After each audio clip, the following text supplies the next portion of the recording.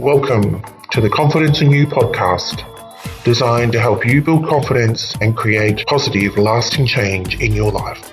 And here's your host, Helen Luxford. Hi, and welcome back to the Confidence in You podcast. Thanks for joining me again today. Today, I want to talk about the hierarchy of learning and the 4 stages involved in the hierarchy of learning and how we can apply that to our everyday life. So there's 4 stages of learning in anything that we do in life, and they are unconscious incompetence, conscious incompetence, conscious competence, and unconscious competence. And we'll get into those 4 things a little bit more in this podcast. The 4 stages of learning, or the hierarchy of learning, is a framework that talks about how we become more competent when we're learning a skill. And according to this model, as we learn the skill, we advance up the hierarchy into competence. And then we move into unconscious competence. And unconscious competence is something that we can do innately. We just know how to do it, like brushing our teeth, having a shower, or many other things in life. Each of the stages involves a different set of behaviours and abilities. So I'll start off by talking about learning a skill, and then I will move on to talking about how you can apply this to yourself and the self-talk that goes on in your mind and how this can influence how you engage with the external world around you and in relationships, relationship with yourself and relationship with others. This model can help you understand why the beginning of doing something new often feels hard or frustrating. It can help you identify where you are in the learning process, and it can help you make strategies on how to move through each stage to get you into the next stage and what you should be focusing on and learning in that present moment. I'll talk to you about if you're a graduate. Now imagine that you're a graduate and you've completed your university degree and you're going into a grad program in an organisation, in a company. If you're not a graduate, imagine you're starting a new job, one that you haven't done before. Now, before you start working in this new job, you are blissfully unaware of things that you don't know. So you don't know what you don't know. And that is stage 1 in this framework, unconscious incompetence. You don't know what you don't know. Then as soon as someone asks you to do something, you become aware, and you are now consciously aware that you don't know how to do it. So you move into conscious incompetence, and that's okay because now you're aware of something. And when you're aware of it, you can now learn a new skill. At this stage, there's still a lot that you don't know, but you now know that you can learn it and that what you need to do is to stop, learn, and improve as you go. As such, you'll still make mistakes because you'll still be a little bit consciously incompetent, but you're learning from those mistakes and you're aware that you're making them. And then as you gain skill in that area and you've taken notes and you might have done something a couple of times or you've learnt along the way, you become consciously competent. So now you're proficient in whatever this is that you're learning and you're aware of how to do it, but you have to think about how to do it as you're doing it, consciously competent.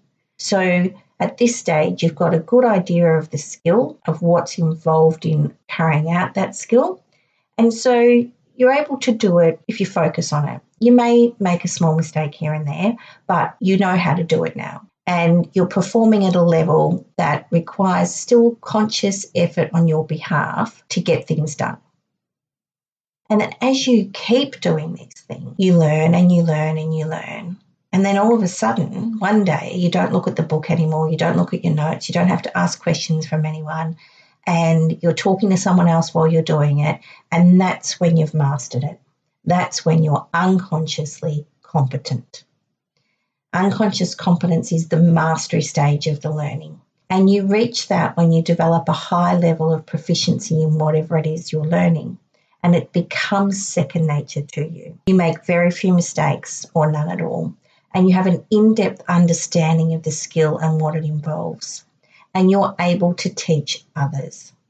The biggest difference between unconscious competence and conscious competence is that when you're in conscious competence, you still have to think about it.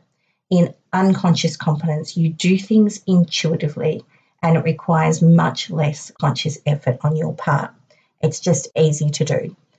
Think about learning to drive a car or learning to play a sport. When you first started, you were very aware of it.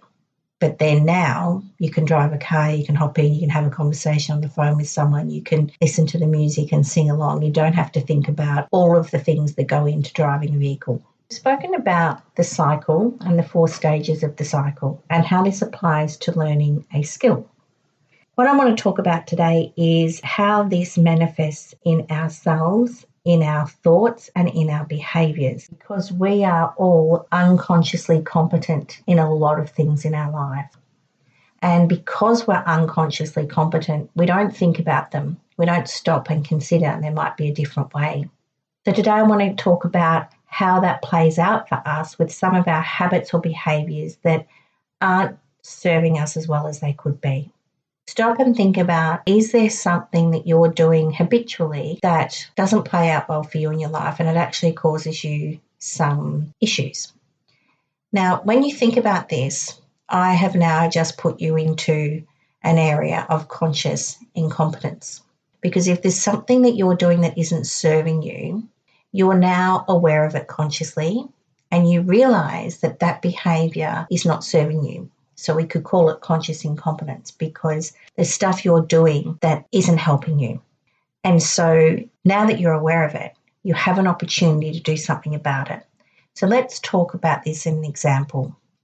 I'll give you an example of what happened in my relationship with my husband. I get annoyed, or used to get annoyed, that he would put dishes on the bench or in the sink and not in the dishwasher. And my old unconscious competent behaviour was to criticise and to raise my voice and huff and puff and pick them up and put them in the dishwasher. Now that wasn't serving me very well at all. So when I became aware of that and that behaviour, that reaction to him wasn't doing anyone any good, was just making me angry, getting upset. He wasn't responding because he felt like I was attacking him, I assume.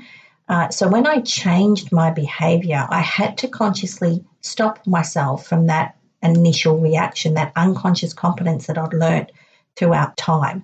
So I had to stop myself. So I had to consciously stop, catch what I was going to say, and then change it so that I would say, honey, instead of putting the dishes in the sink, can you put them straight in the dishwasher? Because if you put them in the sink, then I just have to pick them up and put them in the dishwasher. And he stopped and looked at me and went, oh, yeah, okay. Simples people. But I was getting angry and huffing and puffing and, and putting the dishes in the dishwasher nice and loud and, slamming the door and all that sort of stuff. It wasn't doing anyone any good because two things. I wasn't expressing myself clearly. I was also reacting, not responding. And I wasn't thinking about it from his perspective. He didn't even think that there was an issue. Like, yeah, just put it in the sink. What's the difference? But when I explained it and I made a conscious effort to stop myself from that old unconscious behaviour that I had learnt, it made a really big difference. So now that's not an issue for me. But I had to consciously make that change. I had to consciously realise that what I was doing wasn't working. So I want you to think about an area in your life where your unconscious competence is so innate inside of you that your reaction to certain situations is just how you do it. And you might even hear people say, oh, that's just so-and-so, that's just the way they are. But are they saying that in a positive or in a not so positive way? If you're someone who flies off the handle and gets angry really quickly at small things, how's that working out for you? Do people just say, oh, well, that's just the way they are and then back away? Is that an unconscious competence that you have that is deeply embedded in you? And now that you're becoming aware of it, you may want to do something about it. So the 4 stages are unconscious at the beginning and the end and conscious in the middle. So unconscious incompetence, step 1 at the very beginning, is blissful ignorance, and you don't need to do anything about it because you don't know, it's not on your radar. Stages 2 and 3 is where all the work is. And stage 2, conscious incompetence, is where you have to look in the mirror, you have to look inside, and you have to think about what is it about me that isn't serving me well at the moment, a habit or behaviour that if I changed it, could make a difference in my life for the better. And it's a simple thing, but it's not an easy thing. So take some time. You might want to stop the podcast and get some notes out and write some things down, or you might want to come back to this point in the podcast later and have a little think about what are some of the things that aren't serving you well at the moment, those behaviours, those innate things that are inside you. Is it that your first reaction to someone is to make a snide remark or a comment that, you're only joking, but it's not a healthy comment for the other person? Is it that you don't like it when someone else gets something that you don't have and you become jealous and you feel that inside you? You may or may not express it, but if that's something inside you, you might want to work on that.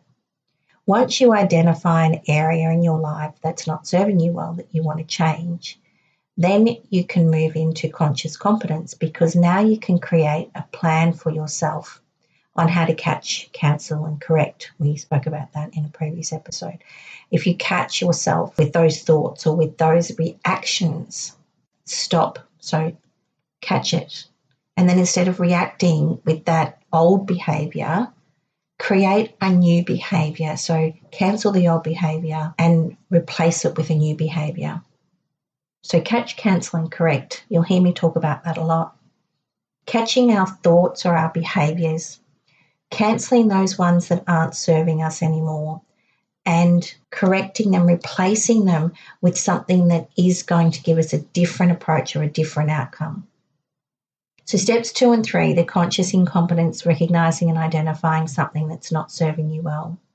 And then conscious competence, step 3, where you can make an effort, make a choice to change. And it will take time, and you will have to catch, cancel and correct in that step 3. That's where the work is. Step 2 is identifying it, and that's where you peel back the onion and you see a bit more of yourself and you look in the mirror. And sometimes it can be hard in identifying those innate habits that we have, those behaviours that we have that are just how we are. But if they're not serving you, then you can do something about it. And step 3, the conscious competence, is the catch, cancel and correct, where you can catch yourself when those feelings are rising or those triggers go off or that habit starts. And then you can consciously make a decision to do something different. And consciously do something different. So make some notes on how, when those situations arise for you, what is something that you can replace that with? What is something that you can do differently in that moment? And once you start consciously making these efforts and doing things differently and responding consciously rather than reacting unconsciously and flying off the handle, or just that initial response, if you catch it and you respond differently, consciously responding, then you'll notice that over time it does get easier. And then it will become a new unconscious competence for you. And so those old habits that weren't serving you, whether it's a reaction, a response, a behaviour, whether it's a habit, it could be smoking or eating the wrong foods or not exercising or drinking too much or any number of things. But whatever it is for you, if you identify it, you'll recognise where you are at in the 4 stages, whether you're blissfully unaware and you've just become aware of it, of the unconscious incompetence, stage 1, whether you're at that conscious incompetence, stage 2, where you've realised that now I know I don't know how to do something, or now I know that I'm doing something that isn't serving me. And you can move into step 3, which is the conscious competence. It's learning and taking steps to do things differently. It's becoming proficient in a new skill, a new habit, or a new behaviour. And as you learn it, as you practice it, as you keep going, it will become a new unconscious competence because you will master it. But it will take an effort to learn it in the first place, in step 3, learning it. So that's all I wanted to talk about today. If you want to have a look at some further information on that, I made a YouTube video, so head across to Helen Luxford on YouTube and you'll see the conscious unconscious learning cycle video that I made a while ago on there. And I hope that you found today useful. Please share it with family and friends, and I look forward to seeing you next time in our next episode. Thanks very much and have a great day. And thank you for listening to the Confidence in You podcast. Follow Helen on Instagram, Helen Luxford 100, on Facebook, Helen Luxford Coaching and Hypnosis, and on YouTube, Helen Luxford. And access more free resources on Helen's website, www.helenluxford.com. Music, Sunbeam by purpleplanet.com.